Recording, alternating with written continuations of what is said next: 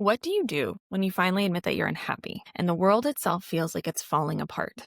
There was a lot of uncertainty ahead of me, and there was a lot of tragedy surrounding me in the world at large. I had to figure a lot of things out before I left, but I truly also had to figure out who I would become once I got there. And because we were in a state where there were no rules, really, no one was really following any rules, we didn't know what to do, we didn't know if we'd survive, it actually created this incredible opportunity for me to crack myself wide open and give myself permission to try something radical. What would happen if I prioritized my fun, my pleasure? If there were no rules, what if I just allowed what I wanted to do lead the way? Welcome to What the Hélène, where we explore the journey from high-functioning burnout to full-bodied freedom. This is the irreverent podcast for ambitious rebels who are ready to redefine success on their own terms, navigate the unlearning curve, and ultimately cultivate a life that speaks for itself by embracing the act of pleasure and dismantling the systems that suppress our self-trust. Welcome. So in a previous episode, I mentioned that you don't need to know what will make you happy. You just have to be willing to find out. It was the start of the COVID pandemic, and I had nothing left to prove. Right beforehand, I had just experienced a friendship breakup. I knew I'd be moving out of the country for a year. No idea what to expect. And so even though 2020 proved to be one of the most difficult years for many people, full of tragedy, in a sad twist of fate, it was one of the most fun years of my life because I let that uncertainty crack me wide open, and it gave me a chance to try something radical, which was making it my year of yes, my year of fun, my year of pleasure. On this path of collective liberation, I do believe that when we learn how to prioritize what's important to us, when we learn how to make time for the things that matter most to us, we make room, we create greater capacity for the things that we also give a shit about, like other people. We regulate our nervous systems. We bring joy into our lives in such a way that we can become a beacon of hope for other people. Our joy in itself gets to be contagious. Now, I know all that sounds a lot easier said than done. I'm going to tell you how I did it and how you can do it too, especially if you're looking around and wondering, Hélène, what the fuck? The world is kind of like not so great. How can I have fun in a time like this? So after having admitted that I was unhappy and looking at the uncertainty ahead, I had to stop bullshitting myself, right? Like when there's nothing and you've got a blank canvas in front of you, it's really hard to choose to fill it with more crap that you've been carrying. Sometimes life gives you a fresh start, a big breakup, some sort of jarring transition that forces you to shake up all of the rules you've closely held to your chest, that you've closely lived by and taken as gospel. So let me give you some context. Some of you may recall that this is not my first experiment with flying off to another country and letting that experience change who I am fundamentally as a person and how I show up for myself in this world. Two of the main times that this took place was my trip to the Himalayas, where I spent 20 days with a group of 19 strangers, hiked and trekked through the Annapurna circuit, and ultimately got to see myself in a whole new way. Now, fast forward to 2020, very different circumstance, but similar energy. And I think this is why there's a benefit to being in an environment where you don't know anyone. There is no responsibility that befalls you. You're not beholden to anyone. You don't owe anyone anything. Maybe you're surrounded by strangers who, won't care if you ruin your reputation here. There is a lack of visibility. There's a lack of pressure. And it gave me space to experiment with this notion of being unbothered, right? This experiment of, what if for once I just did what I wanted to do? And I know there are people pleasers in the audience who might say, but Hélène, I want to be a considerate person. You can still be a considerate human being, but you have to consider yourself first, because otherwise you're just molding yourself into the shell of what you think everyone around you wants from you. First of all, you don't know what that is. I hate to be the first one to break it to you if I am, but you have no way of knowing what someone else needs or wants from you unless they explicitly tell you. And most people aren't that great of communicators. That's why they come work with me, so I can help them communicate that. But second of all, you still have to choose to step into the version of yourself that you think you deserve to be in that moment. And this is going to help you figure it out. There's a reason transformational retreats work. There's a reason why leaving your home, leaving the familiar pattern, gives you space to explore and inquire within and discover who you are. It gives you a chance to be seen by other people who don't normally see you in your day-to-day life. And that in itself can be a huge gift or a really big wake-up call. And that's why this year-long deployment in 2020 and 2021 really shifted not just how I experienced myself in the world, but how I viewed other people's perception of me and how I chose to inform it rather than let it inform how I behaved. When we look at the energy of early 2020 through 2021, and some of it still lingers to this day, there was this big opportunity to take everything we'd known up until then and toss it out the window. We didn't know what routines, what patterns we should hold on to. We didn't know how long anything would last. We were in this perpetual state of limbo, this liminal state that felt endless, plus the fear, the concern, the worry. And we let this uncertainty fester within us. And some of us learned to grow through it, and some of us felt buried underneath it. And there was no right or wrong way to respond to that time. None of us could have predicted what would happen. However, in a time like that, it can be very easy to fall into this nihilistic pattern of thinking, this philosophy where, well, if nothing matters, because all the rules don't count anymore, we're all going to die anyway. If you hold on to that notion too tightly, it can very quickly become depressing, demoralizing, and leave you feeling anchored into this stuck state within the liminal uncertainty. It can kind of weigh you down like a big paperweight on your soul. And so for me, one of the first shifts I had to make philosophically in my mind was shifting the energy of nothing matters. So what's the point? To nothing matters. So why the fuck not? And so this is where I really started shifting from nihilism to absurdism. For those of you who enjoy philosophy, highly recommend you go read Albert Camus and any of his works. But absurdism basically tells you that if nothing matters, then anything goes. And that was the spirit I chose to embrace and had to learn how to embrace in this time of massive uncertainty. So like I said, you don't need to know what will make you happy, but you did have to have willingness to find out. And I was very willing to find out. And this absurdist philosophy became the backbone of the year ahead. In my year of fun, I essentially said yes to things that sounded more fun to me than impressive. I trusted my gut more than I trusted my resume or the spreadsheet. I built more community than I ever had before. People were literally coming to me for advice, for friendship. I never felt so seen. I had earned myself a reputation as the best dressed person in the base of 10,000 people just by virtue of wearing what I wanted to wear any time of day. And I left with lifelong friendships. One of the reasons it was so transformational is because I left with a new career in my pocket. That was the year I decided to become a coach and mentor and get certified in 7 different modalities to help people grow. All of this happened in 1 year, but I had to start with a specific mindset change. And the first limiting belief I had to conquer within myself was this idea that I wasn't fun. I'd had an ex-boyfriend at the time once tell me that I wasn't fun. I wasn't a fun person, or like they didn't know how to have fun with me. And that stung and really hurt my feelings because they clearly wanted to spend time with me. But for some reason, I wasn't meshing with their definition of fun. But even when I look back outside of relationships, when I look at, my childhood experiences and birthday parties I'd hosted, there was a lot of internal story in my head about how I wasn't a fun, delightful, entertaining person. People didn't keep me around because they liked me.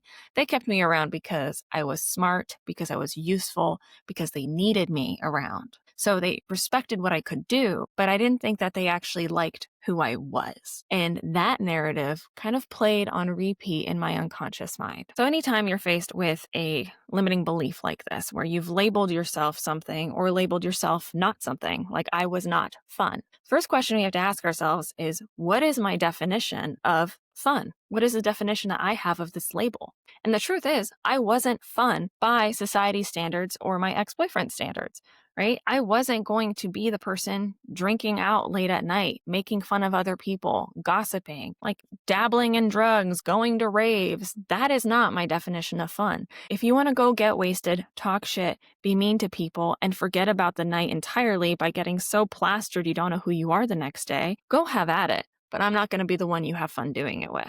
So I had to really ask myself, well, what is fun to me, right? When do I let other people's definition of fun start impacting how I viewed myself? Because I'm not fun by his definition, but I still get to be fun by my definition. So what is that?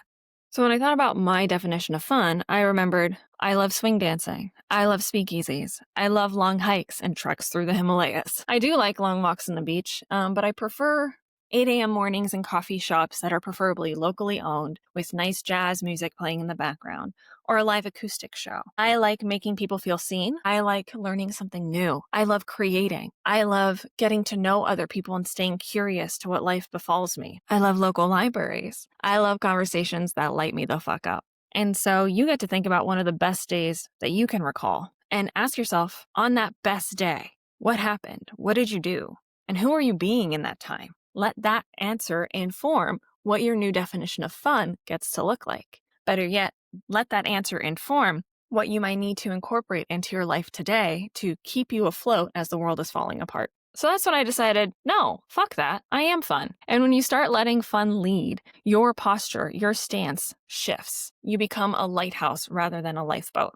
For those of you who don't know, I use a lot of nautical metaphors. I have a 12-month program called the Self-Expression Academy, aka the Sea. I've got a new program that's just launching in November of 2025 called Deeper Waters. And in it, the ocean analogies become incredibly relevant as you go through.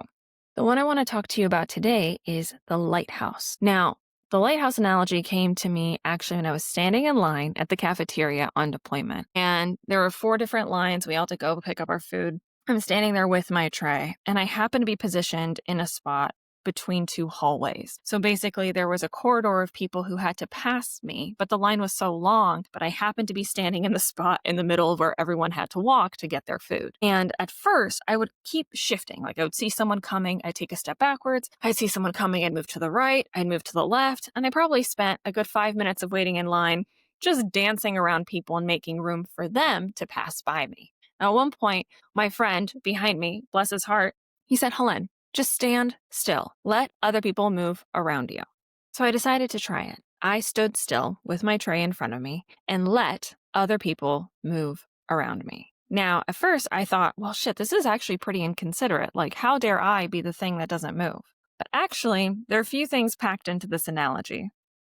The first is by standing still, by staying rooted, by letting people know where I was in time and space. I gave them a fixed point to move around. Because what would happen when I would try to step out of line to make space for them, they oftentimes, we do this little dance, right? Like when you're trying to let someone else go through the door that you're also trying to walk through, it creates this like, oh no, now we're both variables in this equation and we don't know how to move around each other. When in reality, when I stood still and I decided, you know what, I will be a fixed point, I actually gave them the consideration to have something to navigate around. I became a constant in their equation, and it made it a lot easier and faster and more efficient for them to move around me to go get their lunch or whatever it is they needed. The other aspect of this, and this comes from a different mutual friend who said, when you're walking on the sidewalk, notice who steps off the sidewalk first to make room for the other person.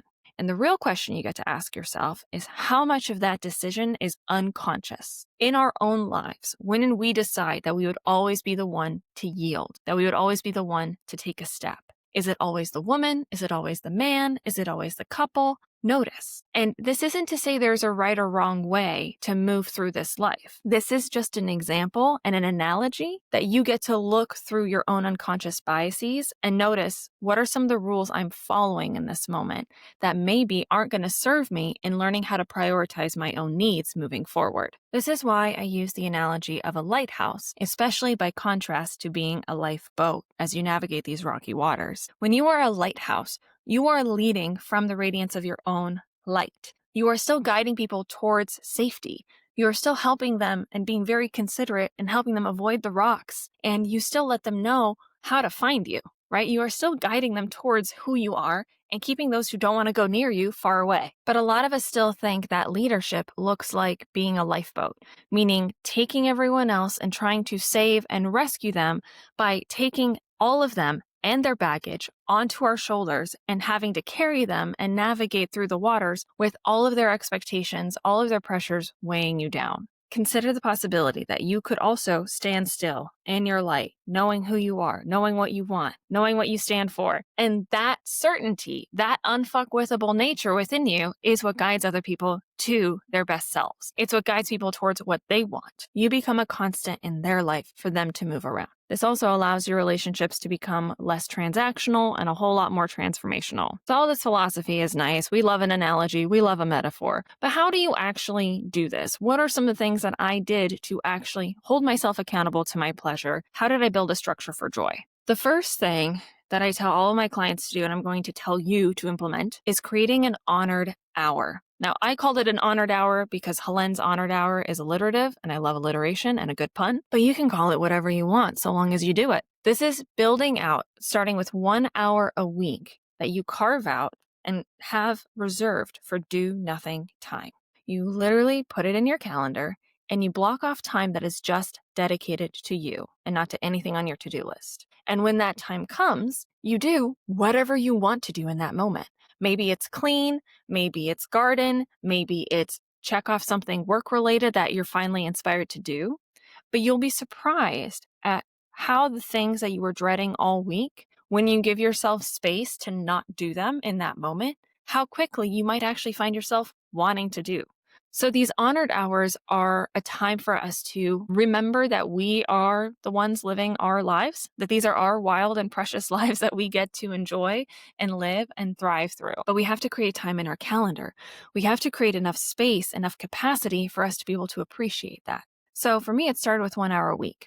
And I'll be honest, it didn't start with nothing in that hour. It actually started by hiring a coach, and I would meet with her once a week for an hour. And that was time dedicated to what I wanted, what I was growing through, not just going through, but what was I growing through?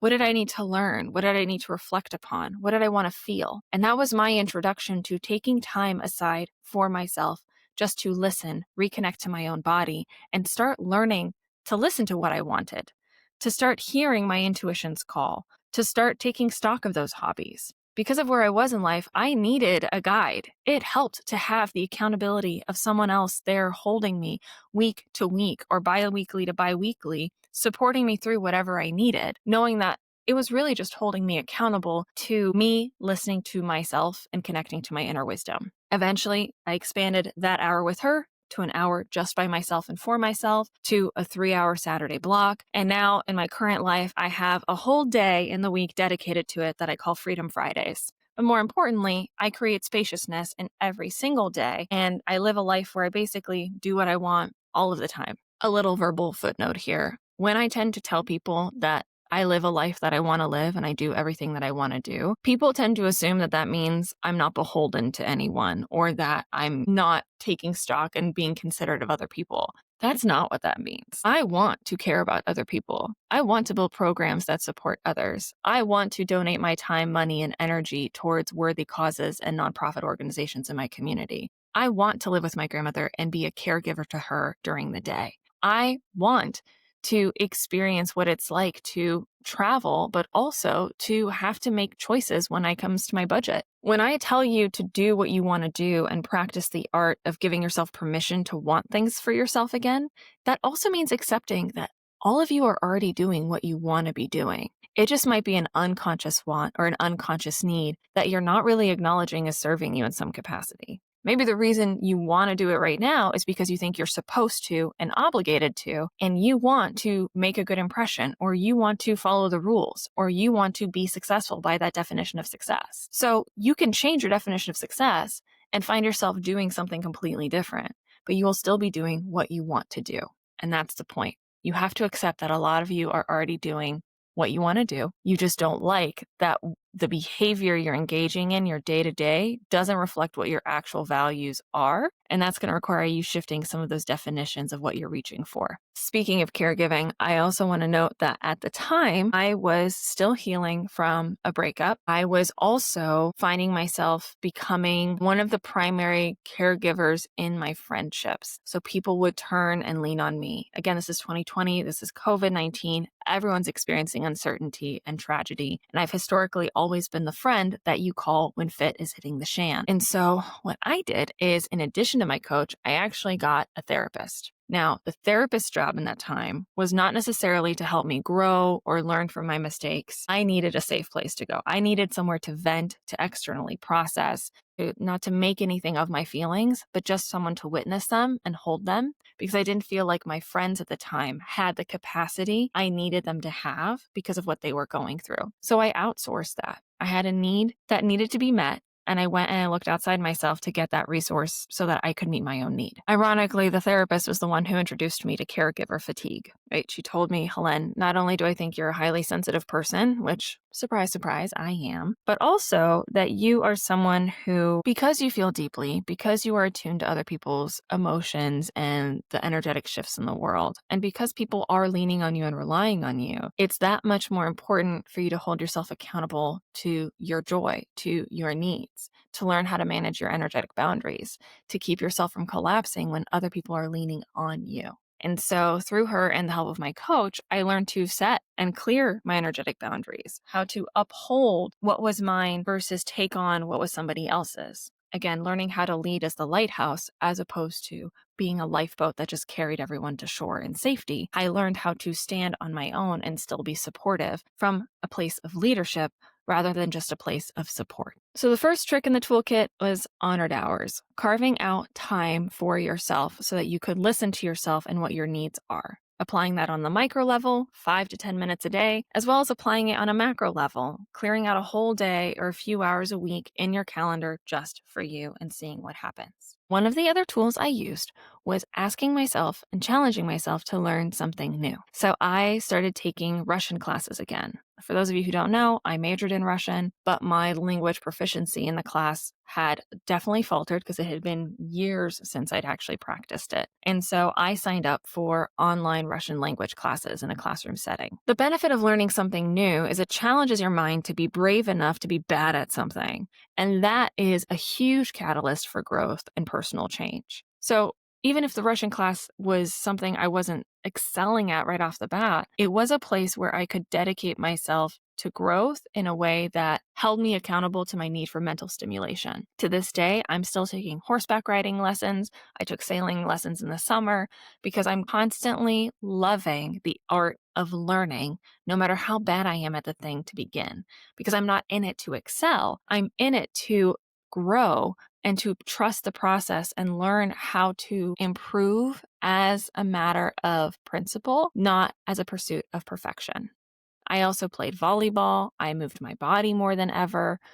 And I used to go swimming in the mornings. I would rearrange my schedule. So I would start a little bit later and work later, but I was able to take advantage of a swimming pool that they had available when no one else was there, because most people aren't going to go swimming at 9 a.m. By moving your body, you're also teaching your nervous system that it is safe to be in your body. You're learning through safe repetition, not just through theory. You're learning that your physical body is a fun and safe place to be. So moving your body, as well as learning something new, were two ways to make your mind feel safe enough to try something new and strange, but also makes your body feel safe enough to be present to the moment and trusting that you can have fun in your body and in your head. Choosing to swim as a hobby was also one of the applications of another practice I recommend, which is start rewriting the rules so that life actually fits and serves you. I mentioned I shifted my schedule so that I could swim in the morning, even if it meant working later. It actually catered to the US customers and clients that I was working with better. But I still had to be brave enough to ask, hey, if I come in at 10 instead of 8 and stay 2 hours later, knowing the work gets done, does it really matter? Because I was brave enough to ask, they were like, no, Hélène, you're kind of in charge. You do whatever you want. Great. That's what I thought. And I showed up better to work, more energized, more fulfilled, because I was able to not only prioritize something that worked for me, but I started challenging the rules around me in the first place. Just by asking the question, you give your mind permission to look for new solutions. So maybe you're telling me, Hélène, I can't change my schedule. My boss sets my schedule. Have you ever asked? And maybe you have. But look at other ways that you can maybe be flexible with some of the other things that you've anchored into your schedule that you're taking as gospel that maybe you don't need to treat with such reverence because you are the ultimate authority in your life. How much of your life do you want to spend as the effect of some other cause? And how much of your life do you want to be at cause and being the thing that affects everything going on in your life? Food for thought. The next thing I did that supported my year of fun, after shifting my mindset, carving out time for myself, moving my body, challenging myself to something new, was catering and curating my environment as much as I could to my sense of self-expression.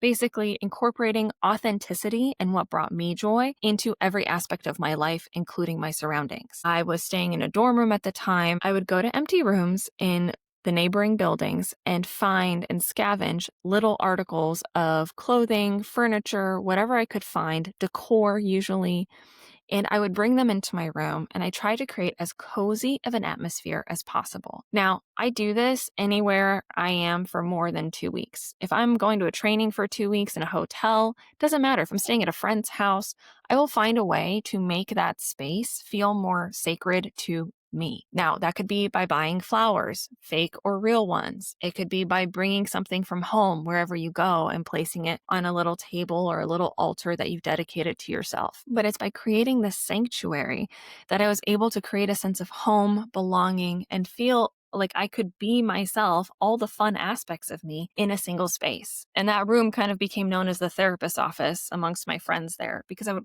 love to have people over for tea. I would have them in, they would sit on this couch that I'd scavenged and 3 extra pillows. I put as many paintings as I could on the walls. I had tea lights lit. I had candles that may or may not have been legal to burn in the room. I would allow people and welcome them in once I'd created this safe space. There's an analogy here to if we view ourselves and our bodies like a temple, if we view our life like a place to welcome people home to, then the more comfortable we are with ourselves, the more comfortable we are in our own lives, the more fun we are having, the more inviting our lives become to others, the more attractive we are, and the more others want to join in on our fun. They want to hop in on our bandwagon. They want to come into our room. They want to have tea. They want to spend time with you. So if you're chafing at the sense of, why don't I have community? Why don't I have a partner? Why don't I have the job and the lifestyle that I want? Start by creating a life that you love, that just you love, and let the fun that you're having inspire others to join you. Let the fun you're having lead you to the people you want to have fun with you, whether that's romantically or platonically. Start with you. Figure out what matters to you most. Another way that I would self-express is through my clothing. So I had found a small business thrift store in Los Angeles where I just moved from, and I would follow them on Instagram, and every Saturday they would have a sale or they would just post some of their clothes on their story. And I asked her, hey, would you be willing to ship these clothes to me if I buy them from you? Are you willing? Can I bid on these? And she was like, yeah, absolutely. Just pay for shipping. And I was like, yeah, I'll do it. So I started curating this collection of vintage secondhand clothes that I would have fun wearing truly in the middle of the most beige, bland desert landscape with a bunch of beige buildings on this military base. And I would wear my favorite hats, and I would wear my favorite scarves, and I would wear these really pretty masks. And I refused to let spending a year deployed in the military change how I chose to show up as myself. A lot of folks would do what was most easy, what was most comfortable for them. They would just wear their workout clothes, their t-shirts, because it was hot outside. But I am not someone, even in the comfort of my own home, I don't really wear sweatpants. I don't really wear casual clothes. So why would I do that anywhere I go for any amount of time? Why wouldn't I honor and reflect to the world how I am most comfortable and the clothes that bring me joy, that remind me of who I am no matter what's happening? And that's where self-expression really saved the day and held me accountable to it. Because if I could wear that beautiful dress or that outfit that made me feel more like myself, it didn't feel like the world was crumbling as hard as it was. It didn't feel like I was cutting away and chipping away at parts of my personality to fit in to a military whose values I didn't align with. It felt like I could just be me. Now, of course, that's going to draw a little bit more attention. And so you might notice if you have an unconscious fear of being seen, it's going to make it a lot harder for you to show up as authentically as you want to. If you're still worried that other people are going to judge you or perceive you a certain way, then yeah, you're probably not going to show up as authentically as you would like to. But if you actually want to face that fear and tackle it and be brave enough to show up for yourself, I promise you it is worthwhile, because you start realizing that your self-perception doesn't just matter more than how other people perceive you. Your self-perception will be the thing that influences how other people perceive you more than how you think they will perceive you. Again, being that lighthouse, shining your light so it can be seen, but not so that it can be squandered or dimmed by anyone else. For my part, I became known as the brunette who wears hats and dresses, and I was fine with that reputation because it was true. You are always leaving an impression on other people in some capacity. The question that actually matters is, are you impressed with yourself? Is the impression you are leaving on yourself, on your legacy, within your soul, something that you want to be proud of? Fuck what anybody else thinks in that regard.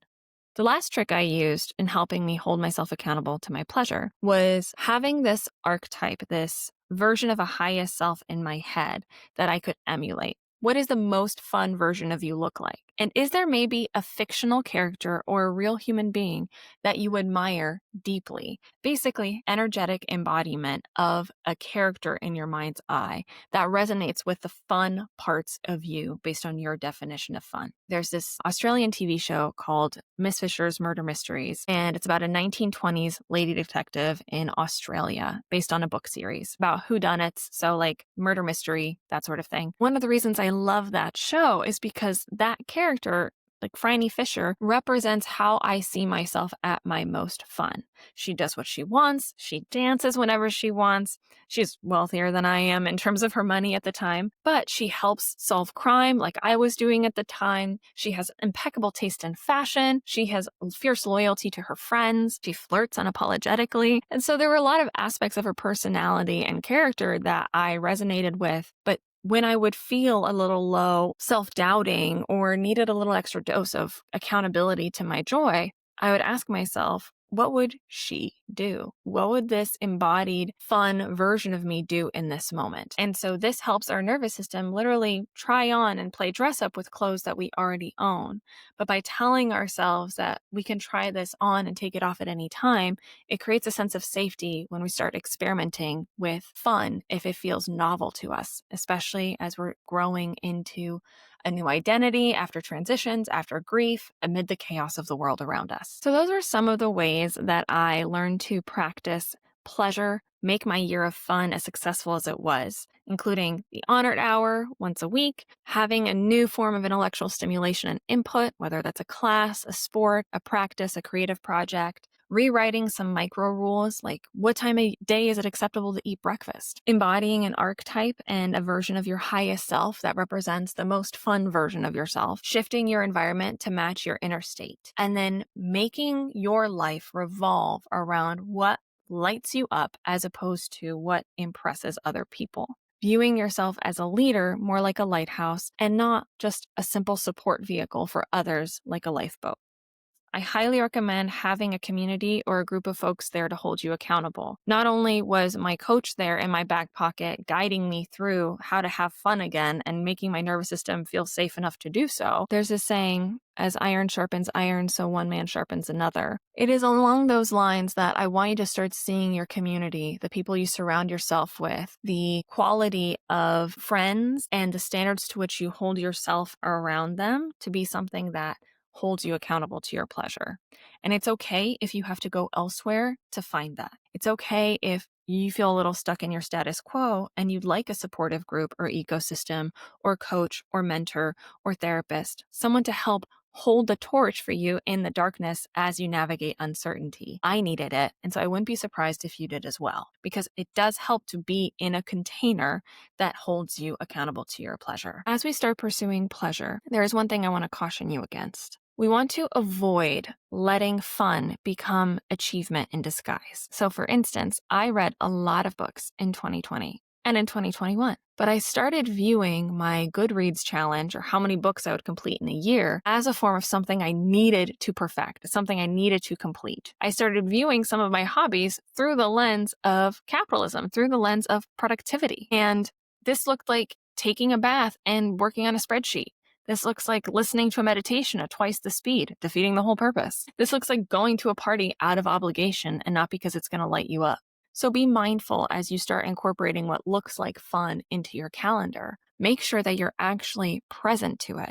And I'll be honest, it's going to be hard to be present to your fun unless you've created capacity in your life to receive it. And so if you'd like to work more on your capacity, if you have questions on how to apply this to your life specifically and personally, please reach out. I love working with clients one-on-one to do just that. help them cultivate a greater sense of liberation, greater sense of agency by giving them more capacity and energy back so they can do whatever the fuck they want to do and still help others and still change the freaking world. One of the questions I'll leave you with is this. As you move through your life, ask yourself, do I actually want this, or am I chasing completion? Am I chasing the definition of someone else's perception of me? Be mindful about what moves you through this life. If you're enjoying this podcast, I did just come out with a new group called The Salon. It is a free place for you to land so you can get weekly insights from me, shorter, bite-sized. You don't have to wait for the next episode to drop. It's hosted in Telegram, which means you don't have to accidentally doom scroll on social media to hear from me. And there will be more journal prompts based on the topic of the podcast that I drop that week.